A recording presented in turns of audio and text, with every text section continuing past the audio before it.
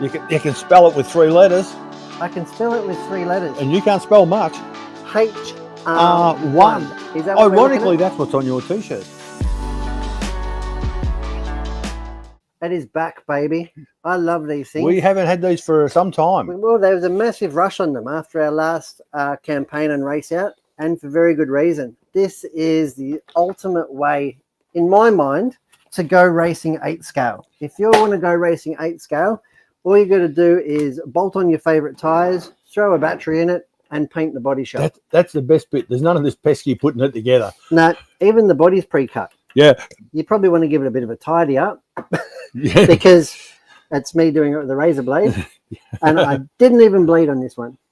Really? Nope. Hang on, let me check how many. Yep, still the requisite amount of fingers. I still have the right amount of fingers even. Do you believe that? Oh. Let's jump onto the overhead. I think I fixed it. I think you have. We can have a quick look. Look, we've even got ourselves in a little corner there. Oh. What do you think of that? I think that's another Friday night thing, being caught in a corner.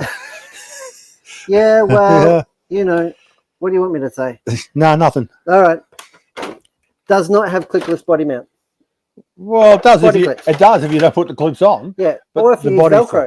Yeah. Yeah, no, especially if you're New Zealander, you might want to put Velcro on it. Yeah. Stop it from getting away. Yeah. Good move. Have a look at this. It's got the Hobbywing 150 amp speed controller in there. So this is that alone is worth what, 250 or something? Yep. The 4274 2000 kV sensorless motor, which is really good, and this will run 3S. What is it, like 68 Ks?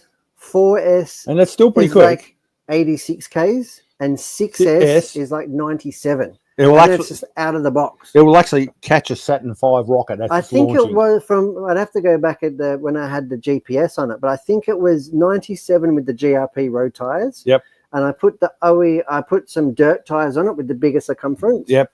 And it went 104 Ks. Yeah. But it was just about undrivable because the unbelted tires were just expanded in. Expanded in. So it can run 3, 4, or 6S. You can put GRP.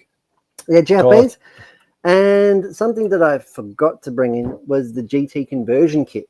So it's very versatile. So not only do you get the HR with the buggy, but you can opt up, get the GT conversion kit, which comes with the shocks, the shock towers, and the shock mounting points for the bottom of the arm. It takes about 2 hours to do because I know I've done it about 3 times. And you can turn it from an off-road weapon into an on-road weapon, right? Which is perfect. Serious velodrome weapon. Speed runs, velodrome, and even GT8 racing if you're into that. Yeah. But yeah, so that is really cool. I'm really happy to have it back. So that's how it comes. That was a bit of an unboxing. Comes with radio as well. Yeah, in a Rubik's World bag. That's how the kit comes. Yeah, that's right. And you get the transmitter with it as well. Yeah. So check out, did a Facebook post. We've got the instructions in the QR code.